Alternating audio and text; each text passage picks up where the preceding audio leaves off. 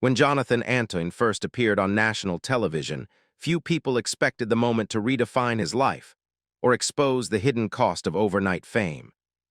From the outside, Jonathan Antoine's rise looked like a modern success story. A young singer, underestimated by many, stepping onto one of Britain's biggest stages and instantly capturing attention. But behind the applause and headlines, his journey followed a far more complicated path. His time on Britain's Got Talent didn't just introduce a powerful classical voice to the public. It marked the beginning of years of scrutiny, pressure, and personal reinvention. While millions watched his performances, fewer noticed the challenges that followed him long after the cameras stopped rolling. This report looks beyond the viral moments to examine how early fame reshaped Antoine's career, his public image, and his personal life in ways that continue to resonate today.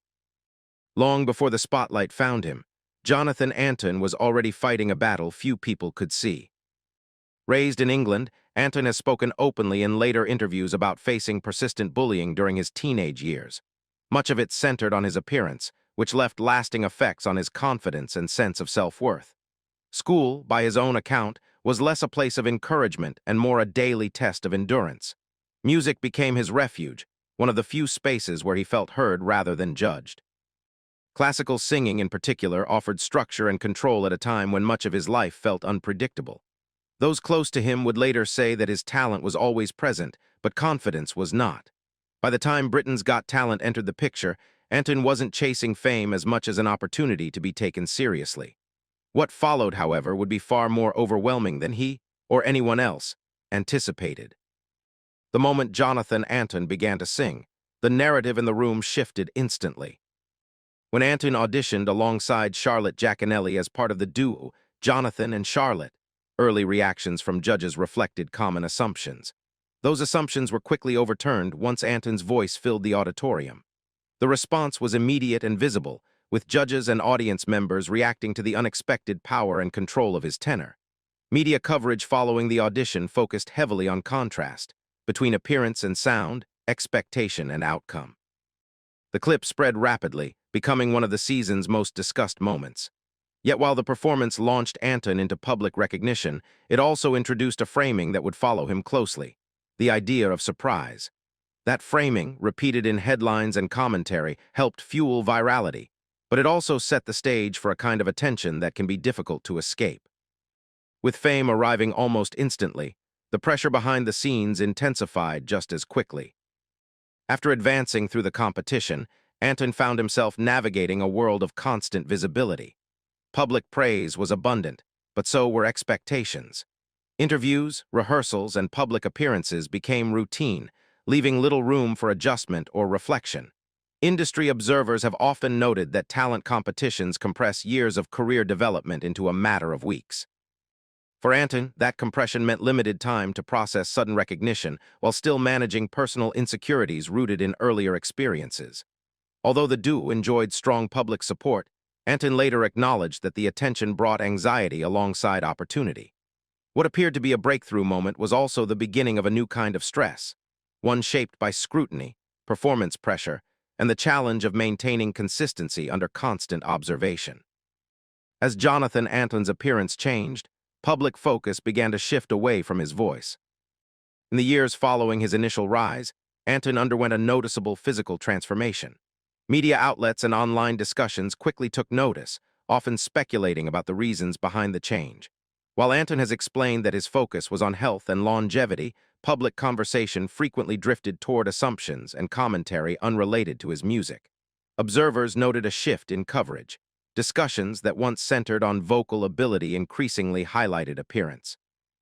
This shift reflected a broader pattern within celebrity culture, where personal changes often overshadow professional achievements. For Antoine, the transition marked a period where managing public perception became nearly as important as maintaining vocal performance. It was a reminder that fame, once established, rarely stays confined to the work itself. When Jonathan and Charlotte went their separate ways, uncertainty replaced momentum. The decision for the duo to part ways was framed publicly as a natural artistic divergence. Charlotte Jacanelli pursued a pop-oriented path, while Antoine committed fully to classical opera. Behind the scenes, the shift required Antoine to redefine himself independently, without the familiar structure of a duo or a television platform. Industry analysts noted that this move carried risk. Opera demands years of discipline and training, often without immediate mainstream visibility. While rumors circulated online, Antoine remained focused on professional development rather than public debate.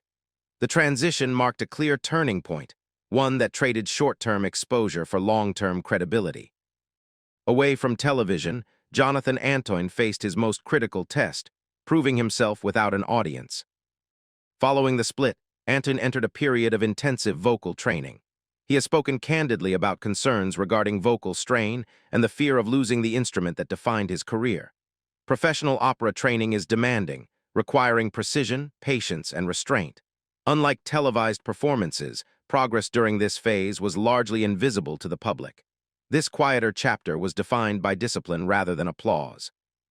For Antoine, it represented a necessary recalibration, shifting from viral sensation to technical artist. The process was gradual, but it laid the foundation for a more sustainable career. Today, Jonathan Antoine's success is measured less by headlines and more by credibility. In recent years, Antoine has performed internationally, earning recognition within classical music circles. Reviews have focused on vocal maturity and control rather than novelty. While he no longer dominates mainstream entertainment news, his career reflects a steadier, more traditional path within opera. Still, discussions around his early fame continue to surface, often raising questions about whether such exposure helps or hinders young artists. Antoine's story highlights a broader industry debate: how talent shows can open doors while simultaneously imposing pressures that linger long after the final performance.